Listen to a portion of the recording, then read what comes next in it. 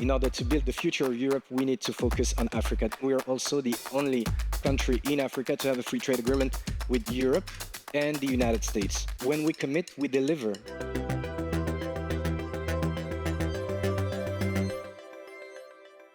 Welcome to The Big Question. Now, this is a series from Euronews where we speak to some of the most influential people in the world of business. And it's my pleasure to welcome to the stage this evening for this special episode, Mr. Ali Seddiki, General Director of AMDIE, the Moroccan Agency for Investment and Export Development. Pleasure to have you on the show, Mr. Seddiki. Thank you for having me. Take a seat. So lots to talk about, Mr. Seddiki, but first of all, let's start off by talking about how Morocco has emerged, of course, as we know, as a gateway between Europe and Africa. Can you just talk us through how the kingdom is leveraging its strategic position to foster regional growth and attract long-term partnerships? And I would say that the first thing that has been spoken about Morocco was stability. Morocco is the second oldest monarchical system in history. This is the ground and the foundation of our nation, and that gives us the ability to project and to have long-term planning. So combining stability with vision, I think, is the first and most important asset Morocco was able to provide investors with at a time where there is a lot of uncertainty in the world. On top of that, we have the best graded economy in Africa. Even our grade was upgraded last year. We went from BB plus with stable outlook to positive outlook. And now we're talking about something that happened after COVID, after the energy crisis. So it's telling of our capacity to provide our partners with a stable environment overall. This stability led to another leading asset of Morocco, which is a world-class infrastructure. We're not an oil and gas country, so building the quality, the infrastructure with this quality in Morocco took sophistication and dedication and engagement. And this helped us build world-class industrial ecosystems. If you add to that the fact that we are one of the most open economies in the world, we have free trade agreements with 90 countries, more than 55 free trade agreements that open a market of more than 2.5 billion consumers worldwide. And we are also the only country in Africa to have a free trade agreement with Europe and the United States. As a fun fact, we're also the closest country to Europe to have a free trade agreement with the United States. So again, the openness was part of the recipe. And to add to that, human capital, trained, educated, with an average age of 29, which is compared to Western Europe, the average age is 44.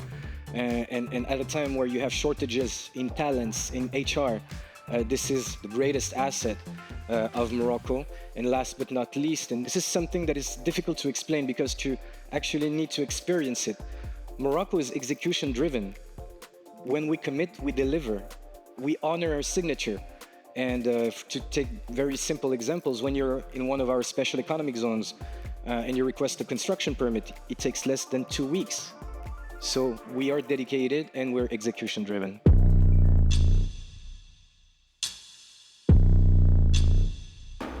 What specific incentives or reforms has Morocco introduced recently to make the investment process essentially easier and more transparent for European businesses? Even from years ago, we've been adapting the regulatory framework to be compatible to the one in Europe. And a European investor in Morocco, does not think that the environment is different from the one he has in Europe. I'm talking about the regulatory framework.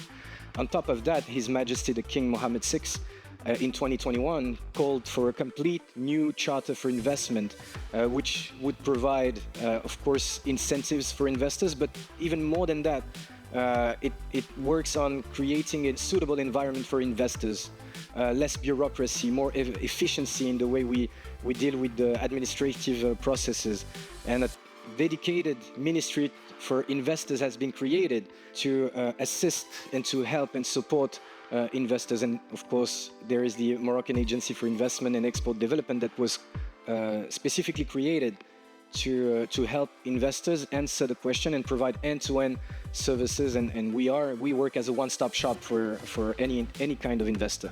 And Morocco has also been making strides, Mr. Seddiki, in the renewable energy sector. How are you encouraging investment into Morocco's green economy, particularly from Europe again?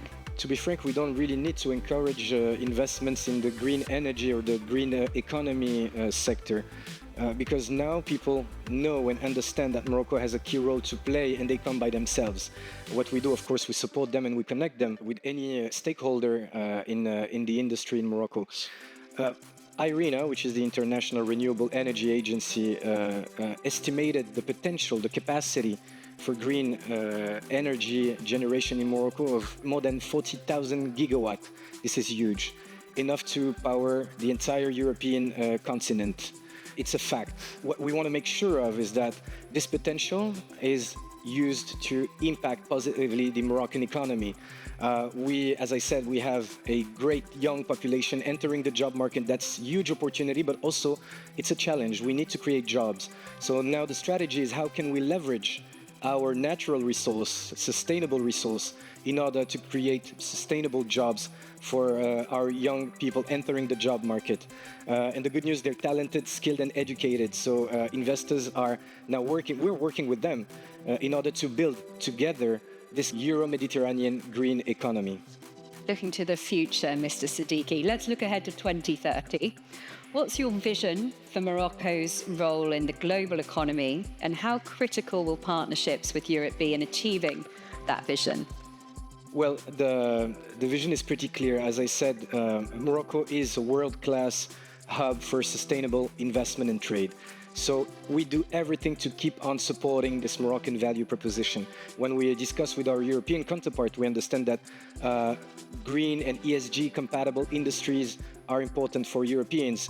They are also looking for additional cost efficiency, competitiveness, and also for future markets. And so Morocco has that opportunity to be a medium between Europe and the rest of Africa, building the continent. I mean, Morocco is definitely a market of the present, but Africa is also the market of the future. And if we want to make sure that we have all the elements required in order to build the future of Europe, we need to focus on Africa. This is exactly what Morocco has done. And so our agenda for 2030 is pretty clear. It means keeping on sharing our experiences with the rest of our continent. It's also putting ourselves as a great partner to Europe. And clearly, we think that Morocco is part of the solution for the European companies. Thank you very much for sharing your insights with us on The Big Question. It's been a pleasure to have you on the show. And thank you very much to all our viewers at home for watching. See you again next time.